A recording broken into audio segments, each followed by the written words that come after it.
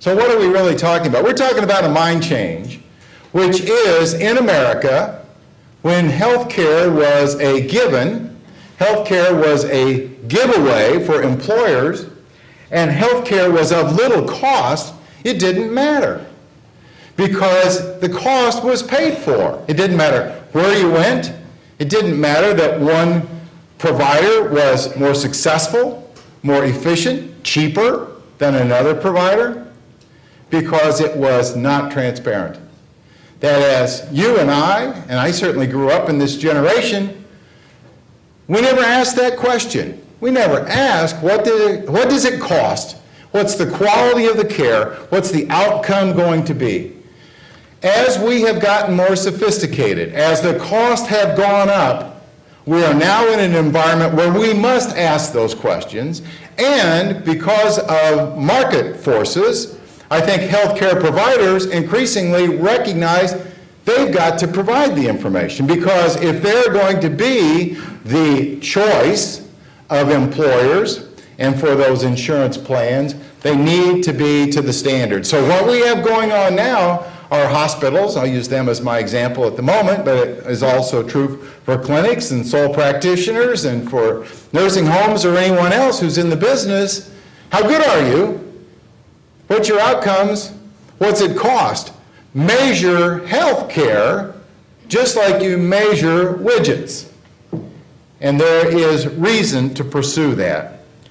The second point that is important, again from the perspective of the private sector, is health awareness and prevention for employees.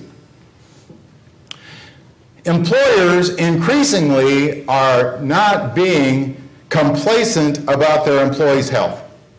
And so now what you see is where in prior decades, the employer's competition component, if you would, will be, well, do you have health care or do you not have health care? And therefore it's a differentiator of hiring. Today it's a slightly different measure, which is intervention, baseline assessments, healthcare quality, exercise programs, educational programs for employees, rewards for employees, incentives within the company, in part because employers and unions, I would quickly add, have come to realize that as the increase of cost of healthcare squeezes the company bottom line, there is less money available for wage and salary increases or other benefits that the employee or the union might wish to pursue. It's just not there. So in order to get more money to the bottom line, to get more money into the paycheck, what's my alternative? Well, one of my alternatives is to have a healthier workforce. So there is a joint incentive on the part of the employer and on the part of the employees to change this old traditional mindset and be much more engaged. In fact, early intervention, testing for some very high-cost procedures like heart surgery, cancer, early intervention, early discovery, not only does it save the employee's life in many cases, but it saves the employer cost. There's lots of reasons for this early intervention. Health management, if you will. And I would quickly add something that our Illinois government doesn't seem to want to pay much attention to, is managing the cost of health care for those millions of Illinois citizens who are in fact the charges of the state where it comes to health care cost. And thirdly, again in the private sector, the view is this. Actually, this is not a private sector issue. This is for all of us, and that is we have a personal responsibility to live a healthy life. It's not government's responsibility, it's our responsibility. And because I'm carrying an extra 30 pounds, I think about it every day. And it is something that more and more of us are going to have to come to grips with every day. What is my lifestyle and what am I going to do about it? It is not something to accept anymore. It should not be acceptable that Americans are so obese. It should not be acceptable that so many millions of Americans are now living in a diabetic situation. It should not be acceptable that so many young people are unhealthy. And as a society, we've got to begin to deal with this. This is not the government's fault. This is not the employer's fault. It is, in fact, the responsibility of each and every one of us as an individual, as a family unit, to care about our health and to care about the health of all the loved ones that we're close to.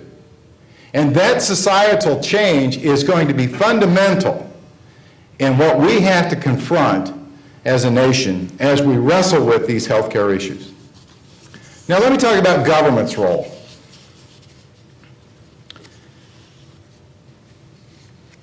I acknowledge that the uninsured imposes a huge problem. But I'm not convinced that the uninsured problem is quite as recognized as we should. And I attended a conference hosted by the University of Illinois Institute of Government last fall and found the factoids that were shared there to be significant. And that is, the uninsured population, to a great extent, is uninsured by choice. That is that, number one, I am young and I am invincible and I am healthy and I do not need to worry about taking insurance. And that's a huge segment of the population. And I will confess to you, I have a 24-year-old son who I've had this argument with back and forth over the last few years, and I'll bet a lot of other people do too. Secondly, people who are employed but choose to be uninsured. They can afford it, but they choose to go naked just the same by choice. Third, those people who choose to go uninsured, in some cases say, if I am ill, I actually am wealthy enough to be able to cover the cost. I'm a commodities trader, I'm making millions of dollars a year, why do I need to send any money over to an insurance company? I'll cover it if I need it. And then lastly, and I think this is the one that we probably need to be most concerned about, and that is the immigrant population, undocumented immigrant population, who is afraid of the healthcare system, afraid to be exposed. That is a population that doesn't fit those other three categories, and their choice may not be quite the same as someone saying, I am invincible. Their choice is, I'm afraid of the system. Now that population, I concede to you, is legitimate. The rest of that population, we must recognize that just because there is an uninsured population, there may be more to it that we ought to be recognizing and acknowledging. Now the next point about the government's role that I'm concerned about is the government increasingly makes it impossible for insurance to be affordable. At the Illinois Chamber over the last 3 years, we have tried time and time again to get our General Assembly to accept legislation that would allow insurance companies to provide health insurance at a minimum cost. We refer to it as mandate light, but that is to say, I want to be covered, I want catastrophic coverage, but I don't need to have 26 or 36 or 46 or 56 different mandates that state government may impose upon each and every health insurance policy that has to be sold. I think the number in Illinois is about 26 or 28 mandates. In fact, other states have far greater mandates than we do. But every mandate that our General Assembly chooses to impose upon an insurance policy raises the cost of that insurance policy. Now let me just give you the reason why we ought to be doing this is Texas. State of Texas passed mandate light insurance about 3 years ago, and the next year they had 500,000 people for the first time buy insurance because it was affordable. Now, I'm going to share with you that I believe that this is part of the philosophical debate that goes on. I believe that there are political interests here who do not want mandate light available to those people because the objective here is to drive more and more people into government-provided health care.